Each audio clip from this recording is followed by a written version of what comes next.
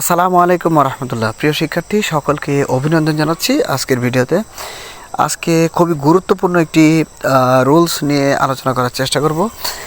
আমরা মাঝে মাঝে দেখি ইংরেজি যখন আমরা পড়ি তখন কিছু শব্দের মধ্যে এল এই অক্ষরটি থাকে, বর্ণটি থাকে, কিন্তু আমরা প্রায়শই দেখি এটার উচ্চারণ হয় না।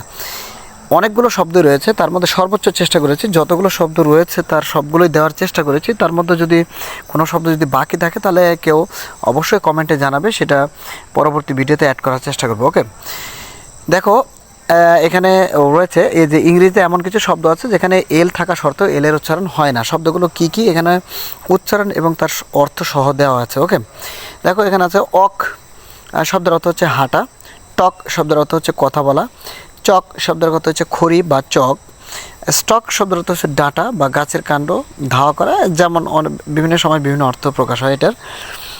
কাম শব্দের অর্থ হচ্ছে শান্ত, পাম শব্দের অর্থ হাতের তালু বা তাল গাছ বিশিষ্ট, সাম অর্থ হচ্ছে ধর্মীয় স্রোত বা বাইবেলের গীতা সংহিতা, এই টাইপের কিছু একটা বোঝায়। উড শব্দের অর্থ হচ্ছে করতো বা করবে, শুড শব্দের অর্থ হচ্ছে উচিত বা করা উচিত, এই টাইপের। কুড শব্দের অর্থ হচ্ছে পারতো বা পারা সম্ভব ছিল। হাফ শব্দের অর্থ হচ্ছে অর্ধেক, কাফ শব্দের অর্থ হচ্ছে বাছুর। এরপরে হচ্ছে ফক শব্দের অর্থ হচ্ছে লোক বা মানুষ অথবা জাতিগোষ্ঠী। এরপরে দেখো ইয়ক শব্দের অর্থ হচ্ছে ডিমের কুসুম। স্যামন এটি একটি মাছের নাম, স্যামন মাছ। অ্যামন্ড শব্দের অর্থ হচ্ছে বাদাম। বাম শব্দের অর্থ হচ্ছে মলম বা শান্তিদায়ক কোনো তেল বা স্বস্তিদায়ক কোনো তেল জাতীয় কিছু। কোয়াম শব্দের অর্থ হচ্ছে দুশ্চিন্তা বা অস্বস্তি।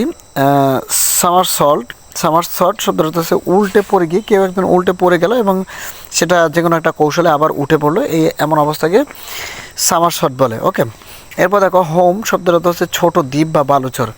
এই হচ্ছে আজকের বিষয়। এখানে কতগুলো শব্দ, নতুন শব্দ পাবে, তার অর্থ পাবে এবং উচ্চারণগুলো জানার জন্য, বিশেষ করে এলের উচ্চারণ আসলে কোন কোন শব্দ হয় না এটা জানার জন্য আজকের ভিডিওটি অত্যন্ত গুরুত্বপূর্ণ তোমার জন্য।